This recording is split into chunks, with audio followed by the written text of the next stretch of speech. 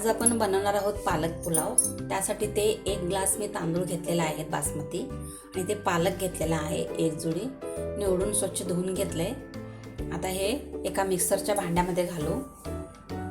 पालक मिक्सरच्या भांड्यामध्ये घालायचा आहे आणि 2 चमचे पाणी घालून ह्याला बारीक वाटून घ्यायचं आहे। इथे बघा मी बारीक असं प्युरी बनवून घेतलेला आहे। ते कुकर ठेवलेला आहे, त्याच्यामध्ये 2 चमचे तेल घातले आणि 1 चमचे तूप घातलेला आहे।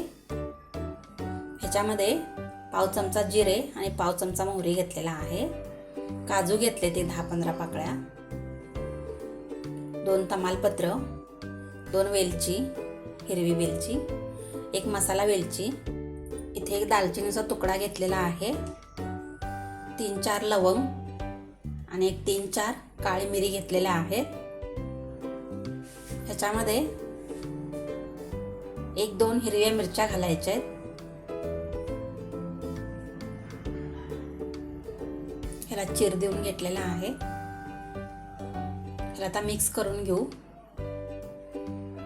ह्याच्यामध्ये 1 कांदा उभा चिरून घेतलेला आहे, ते घालू आणि ह्याला आता परतून घ्यायचं आहे चांगलं। कांदा चांगला परतलेला आहे। ह्याच्यामध्ये 1 चमचा आलं लसूण पेस्ट घालू। कांदा आणि आलं लसूणला तेल सुटेपर्यंत चांगलं परतून घ्यायचंय।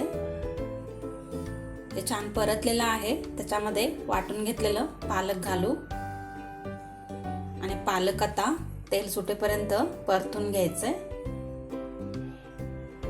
इथे बघा पालकला तेल सुटलेलं आहे, त्याच्यामध्ये हळद घालू पाव चमचा आणि इथे मी शाही बिर्याणी मसाला घेतलेला आहे अर्धा चमचा।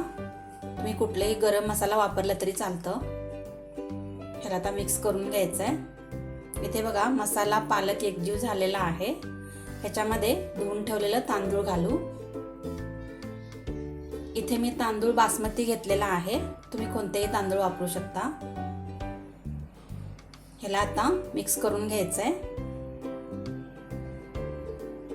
इथे बघा पालक आणि तांदूळ मिक्स झालेला आहे। ह्याच्यामध्ये पाणी घालायचं आहे। इथे गरम पाणी घेतलेलं आहे।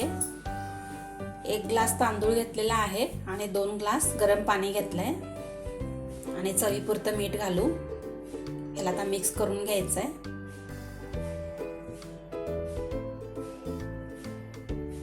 ह्याला आता 2 ते 3 शिट्ट्या काढायच्या आहेत।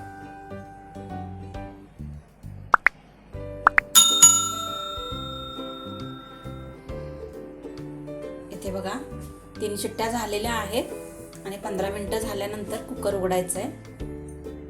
इथे बघा पालक पुलाव बनवून तयार आहे। एकदम मोकळा असं सुटसुटीत झालेला आहे। तुम्ही पण करून बघा।